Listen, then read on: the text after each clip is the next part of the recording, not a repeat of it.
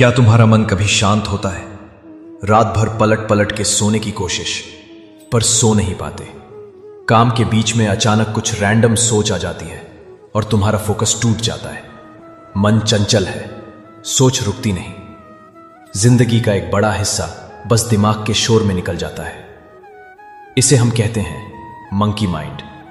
और कृष्ण ने इसे 5000 साल पहले ही पहचान लिया था। उन्होंने कहा, चंचलं ही मनः कृष्ण। अर्जुन ने भी कहा था, कृष्ण, मेरा मन इतना चंचल है, मैं इसे काबू नहीं कर सकता। मंकी माइंड हर युग की समस्या। मन एक जगह टिकता ही नहीं, कभी भूत में चला जाता है, कभी भविष्य के डर में। एक ही थॉट बार बार आता है, फिर छोटा सा थॉट बड़ा बन जाता है और फिर हम स्ट्रेस, एंजाइटी, ओवरथिंकिंग में डूब जाते हैं। कृष्ण ने कहा, मन को जितना कठिन है वायु को रोकना, लेकिन अभ्यास और वैराग्य से इसे वश में किया जा सकता है। तो सॉल्यूशन क्या है? अभ्यास प्लस वैराग्य। और सबसे पहला अभ्यास, श्वासों पर ध्यान, ब्रेथ अवेयरनेस, श्वास का ज्ञान। कृष्ण की टेक्निक, कृष्ण ने डायरेक्टली ब्रीथ मेडिटेशन का नाम नहीं लिया, लेकिन जब उन्होंने कहा योगस्थः कुरु कर्माणि, तब उनका अर्थ था अपने मन को एकाग्र करके कर्म करो।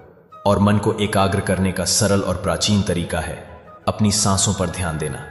रात को सोने से पहले अपने बेड पर सीधा लेटे हुए बस अपनी ब्रीथ को महसूस करो। कोई विजुअलाइजेशन नहीं, कोई मंत्र नहीं, बस अपनी श्वास की आमद जायद को देखो। श्वास अंदर जा रही है, श्वास बाहर आ रही है।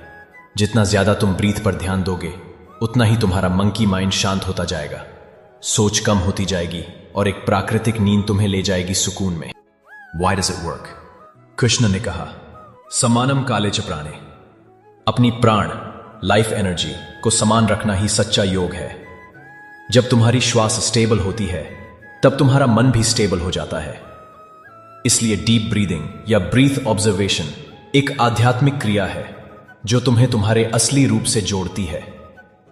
दिन भर के लिए एक टेक्निक, सिर्फ रात को नहीं, हर वक्त जब भी मन चंचल हो, बस 10 श्वासों तक ध्यान ले आओ।